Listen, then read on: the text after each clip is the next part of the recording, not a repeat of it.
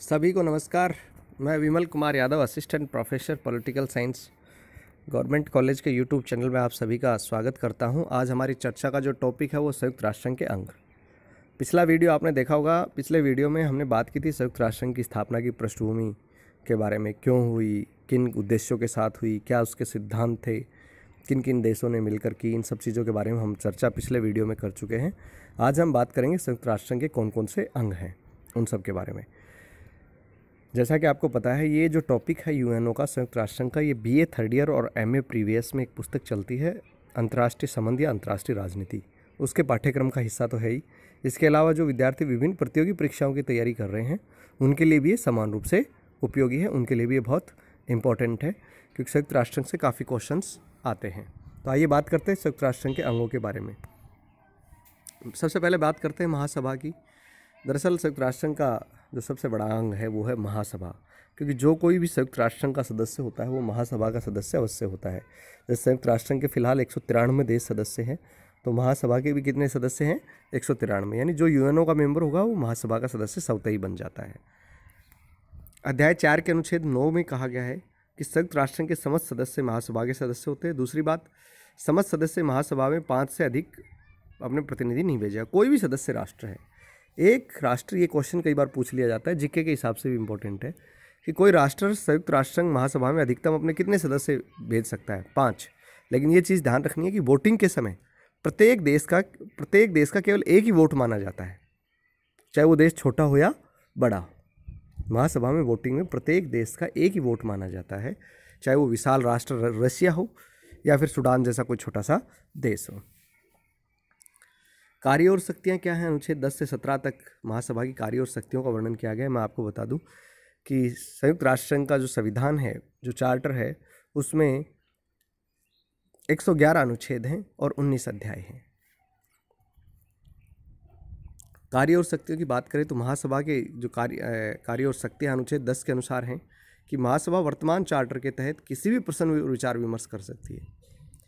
लेकिन अनुच्छेद 12 के तहत यदि किसी मामले पर सुरक्षा परिषद विचार कर रही हो, मान लीजिए कोई मामला सुरक्षा परिषद के पास लंबित है, तो सुरक्षा परिषद की सिफारिश के बिना महासभा उस पर विचार नहीं कर सकती। बाकी सभी मामलों पर महासभा क्या कर सकती है? विचार विमर्श कर सकती है। अनुच्छेद 11 के अनुसार अंतर्राष्ट्रीय शांति और सुरक्षा बनाए रखने के लिए कि भाई विश्व में शांति रहे, सुरक्षा रहे, इसके लिए महासभा सहयोग के सामान्य सिद्धांतों पर विचार विमर्श कर सकती है। इसके अलावा संयुक्त राष्ट्र संघ के सदस्य, सुरक्षा परिषद के सदस्य या किसी गैर सदस्य देश के द्वारा भी जब अंतर्राष्ट्रीय शांति और सुरक्षा से जुड़ा हुआ कोई मसला या कोई प्रश्न महासभा के समक्ष लाया जाता है तो महासभा उस पर विचार विमर्श कर सकती है। इसके अलावा महासभा उन परिस्थितियों और सुरक्षा परिषद का ध्यान आकर्षित कर सकती है जिससे अंतर्राष्ट्रीय शांति और सुरक्षा को खतरा उत्पन्न होने की संभावना हो। मान लीजिए सुरक्षा परिषद किसी मामले में एक्शन नहीं ले रही है और ध्यान नहीं दे रही है, तो महासभा सुरक्षा परिषद का जो ध्यान है उस मामले की ओर आकर्षित कर सकती है कि इस मामले के कारण अंतर्राष्ट्रीय शांति और सुरक्षा को खतरा उत्पन्न हो सकता है। अनुच्छेद 12 के अनुसार जब सुरक्षा परिषद चार्टर के अंतर्गत अपनी शक्तियों का उपयोग किसी विवाद या स्थिति के बारे में कर रही हो तो महासभा उस विवाद या स्थिति के बारे में कोई सिफारिश नहीं करेगी। ये बात अपन अभी कर चुके हैं कि जब कोई मामला सुरक्षा परिषद के पास लंबित हो, अंतर्राष्ट्रीय शांति और सुरक्षा से संबंधित, तो महासभा उस पर विचार विमर्श तब तक नहीं करेगी जब तक कि सुरक्षा परिषद इस तरह का कोई अनुरोध महासभा से नहीं करती है कि भाई आप विचार विमर्श कीजिए। अनुच्छेद 13 के अनुसार राजनीतिक क्षेत्र में अंतर्राष्ट्रीय सहयोग बढ़ाने और अंतर्राष्ट्रीय कानूनों के संहिताकरण में विकास में सहयोग करने के लिए महासभा सिफारिश कर सकती है।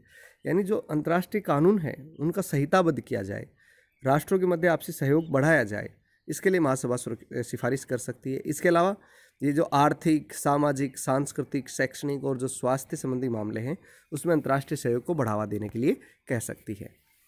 अनुच्छेद 15 के अनुसार महासभा सुरक्षा परिषद से वार्षिक और विशेष रिपोर्ट प्राप्त करेगी। यानी सुरक्षा परिषद की जो रिपोर्ट है उस पर महासभा विचार विमर्श करती है। सुरक्षा परिषद के द्वारा जो अंतर्राष्ट्रीय शांति और सुरक्षा को लेकर क्या क्या कदम उठाए गए हैं उन कदमों की रिपोर्ट इसमें होती है और उस पर वो बातचीत करते हैं वहाँ पे महासभा के सदस्य। इसके अलावा महासभा संयुक्त राष्ट्र संघ के जो अन्य अंग हैं, चाहे वो न्यास परिषद हो, आर्थिक और सामाजिक परिषद हो, सचिवालय हो, अंतर्राष्ट्रीय न्यायालय हो, उन सब से जो है रिपोर्ट प्राप्त करती है और उन पर विचार विमर्श करती है। इसके अलावा महासभा और क्या काम करती है? ये संयुक्त राष्ट्र संघ के बजट पर विचार करती है और उसे स्वीकृत कराती है। संयुक्त राष्ट्र संघ के सदस्य महासभा द्वारा आवंटित खर्चों को उठाएंगे। ये खर्चे का बंटवारा करती है, कौन सा सदस्य देश कितना खर्चा उठाएगा। और इसके अलावा जो विशेष एजेंसियां हैं, जैसे वर्ल्ड हेल्थ ऑर्गेनाइजेशन है, इंटरनेशनल ILO है, ठीक है, ये जितने भी विशेष एजेंसीज हैं, यूनिसेफ है, यूनेस्को है, इन सब के बजट पर विचार करती है और उसे स्वीकृत करती है। मतदान कैसे होता है? दरअसल महासभा के अंदर मैंने जैसा कि आपको बताया, प्रत्येक सदस्य का एक वोट होता है। 5 सदस्य प्रत्येक देश भेज सकता है, लेकिन वोटिंग के टाइम एक ही वोट काउंट होगा। महत्वपूर्ण प्रश्नों पर महासभा के जो डिसीजंस हैं वो 2/3 बहुमत से लिए जाते हैं।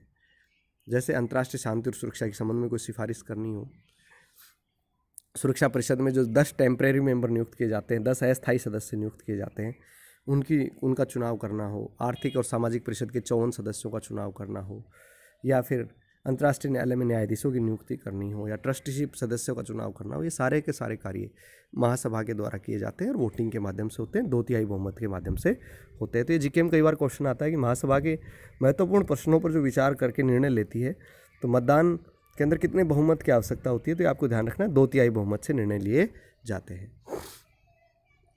प्रक्रिया का जो वर्णन है वो अनुच्छेद 20 में किया गया है। उसमें बताया गया कि महासभा वार्षिक अधिवेशन आयोजित करेगी और सुरक्षा परिषद या संयुक्त राष्ट्र संघ के सदस्यों के बहुमत के अनुरोध पर,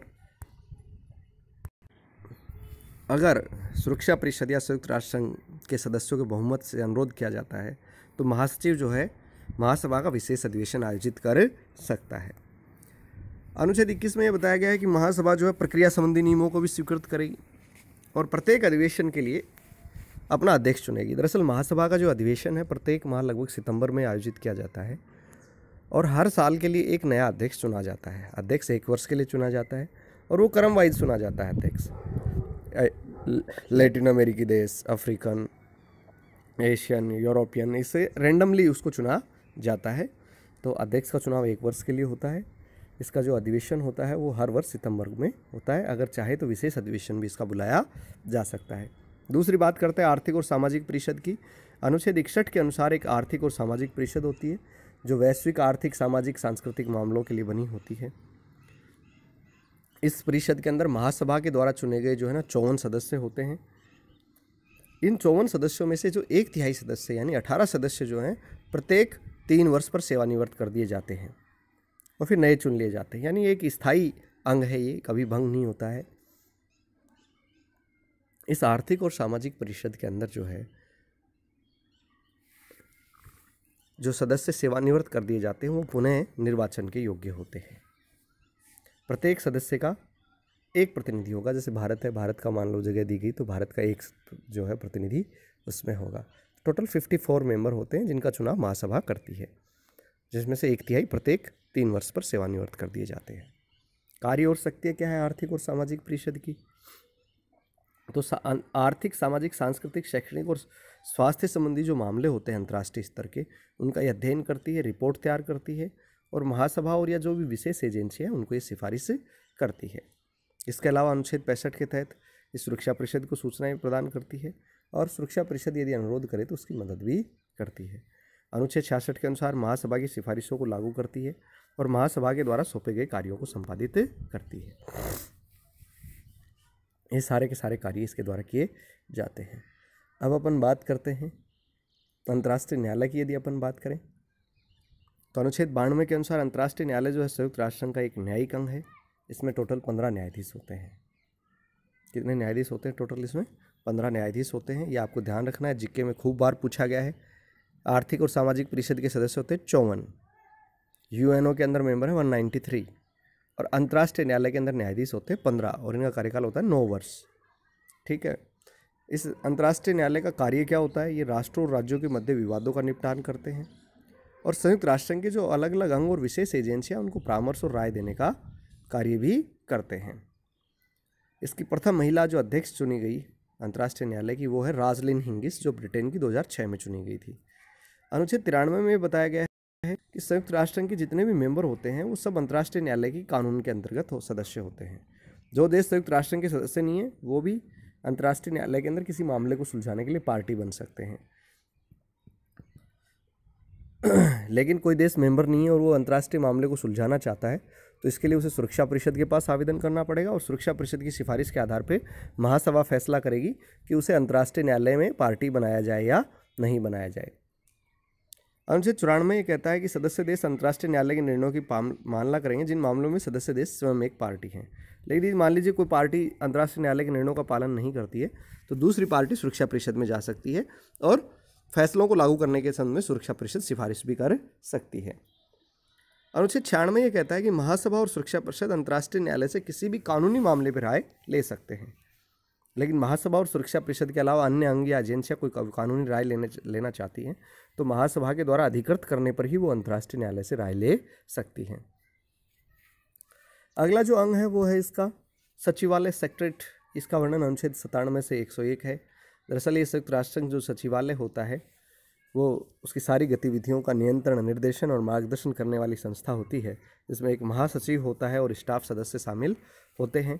इस महासचिव की जो नियुक्ति की जाती है वो सुरक्षा परिषद की सिफारिश पर महासभा के द्वारा की जाती है और जो महासचिव होता है वही जो संगठन का मुख्य प्रशासनिक अधिकारी होता है। तो ये आपको ध्यान रखना है कि संगठन का मुख्य प्रशासनिक अधिकारी कौन होता है? महासचिव होता है। एंटोनियो गुतेरेस जो हैं फिलहाल संयुक्त राष्ट्र संघ के महासचिव हैं। अनुच्छेद 98 के अनुसार महासचिव महासभा, सुरक्षा परिषद, आर्थिक और सामाजिक परिषद और न्यास परिषद इन सब की बैठकों में महासचिव भाग लेता है और जो विभिन्न अंगों के द्वारा उसे कार्य सौंपे जाते हैं वह उन सबको संपादित करता है। ये अंतर्राष्ट्रीय शांति और सुरक्षा में भी सहयोग प्रदान करता है। ये हिंसाग्रस्त, युद्धग्रस्त या समस्याग्रस्त देशों का दौरा करता है, अपने उपाय भी सुझाता है। संगठन के कार्यों पर महासचिव एक वार्षिक रिपोर्ट महासभा को पेश करता है। इसके अलावा अनुच्छेद 99 के अनुसार महासचिव सुरक्षा परिषद का ध्यान किसी ऐसे मामले की ओर आकर्षित कर सकता है जो उसकी राय में अंतर्राष्ट्रीय शांति और सुरक्षा के रखरखाव को चुनौती दे सकता है। महासचिव को ये लगता है कि इस मामले से अंतर्राष्ट्रीय शांति और सुरक्षा बिगड़ेगी तो सुरक्षा परिषद और महासभा का ध्यान उस ओर आकर्षित कर सकता है। अनुच्छेद 100 में कहा गया है कि महासचिव और उसके स्टाफ जो हैं अपने कर्तव्यों के निर्वहन के लिए संगठन से बाहर किसी भी देश की सरकार या किसी भी प्राधिकारी से निर्देश नहीं लेंगे। यानी यूएनओ के बाहर कोई भी सरकार या अधिकारी, चाहे वो अमेरिका का राष्ट्रपति क्यों न हो, महासचिव को निर्देशित नहीं कर सकता। इसके अलावा संयुक्त राष्ट्र संघ का प्रत्येक सदस्य महासचिव और स्टाफ को अंतर्राष्ट्रीय मामलों में उसके उत्तरदायित्वों के निर्वहन के मामलों में प्रभावित करने का प्रयास नहीं करेगा। यानी कोई भी मेंबर कंट्री जो यूएनओ का मेंबर कंट्री है वो महासचिव को और उसके स्टाफ को प्रभावित करने का प्रयत्न नहीं करेगा। अनुच्छेद 101 के अनुसार महासचिव जो है अपने सचिवालय के जो कर्मचारी हैं उनकी नियुक्ति करता है, लेकिन वो महासभा के द्वारा निर्धारित किए गए नियमों के अनुरूप ही नियुक्ति करता है। इसके अलावा अंतर्राष्ट्रीय संधियों के जो सचिवालय में पंजीयन और प्रकाशन जो हैं उनके संबंध में विशेष प्रावधान किए गए हैं। संगठन के विशेषाधिकार और प्रक्रिया के बारे में व्यवस्था की गई है और संक्रामक सुरक्षा व्यवस्था के बारे में जो प्रावधान किए गए 106, 107 में किए गए हैं और संशोधन से संबंधित मामले अनुच्छेद 108 और 109 में आते हैं। अनुच्छेद 108 में कहा गया है कि अगर संयुक्त राष्ट्र के चार्टर में कोई संशोधन करना हो तो महासभा 2/3 बहुमत से ही प्रस्ताव पारित करके संशोधन कर सकती है। संयुक्त राष्ट्र के 2/3 सदस्य, जिसमें सुरक्षा परिषद के स्थायी सदस्य भी शामिल है, के द्वारा पुष्टि करना आवश्यक है। सुरक्षा परिषद के जो 5 परमानेंट मेंबर है, अगर उनमें से एक भी चार्टर में किए गए संशोधन की पुष्टि नहीं करता तो वो मान्य नहीं होगा। ये चीज़ आपको ध्यान रखनी है। तो P5 जो है उनके द्वारा और महासभा की 2/3 बहुमत से संयुक्त राष्ट्र के चार्टर या संविधान में संशोधन किया जा सकता है। तो ये सारी बातें आज हमने चर्चा की कि संयुक्त राष्ट्र के कौन कौन से अंग हैं। एक अंग और है न्यास परिषद। न्यास परिषद जो है वो समाप्त कर दी गई है वो अंग, क्योंकि अभी जो न्यास हैं विश्व में बचे नहीं हैं। कुछ क्षेत्र ऐसे थे जिनको न्यास घोषित किया गया था और उनका जिम्मा जो है उस समय प्रभावशाली राष्ट्रों को दे दिया गया था। वीडियो में कोई दिक्कत हो, कोई परेशानी हो, कोई समस्या आए तो आप यूट्यूब के कमेंट बॉक्स में या जो कॉलेज का व्हाट्सअप ग्रुप बना हुआ है उस व्हाट्सअप ग्रुप में आप अपनी समस्या भेज सकते हैं। उसका उचित समाधान करने का प्रयास हमारे द्वारा किया जाएगा। इस वीडियो को लाइक करें, शेयर करें, सब्सक्राइब करें ताकि कोरोना महामारी में अधिक से अधिक विद्यार्थियों को इसका लाभ मिल सके। बहुत बहुत धन्यवाद।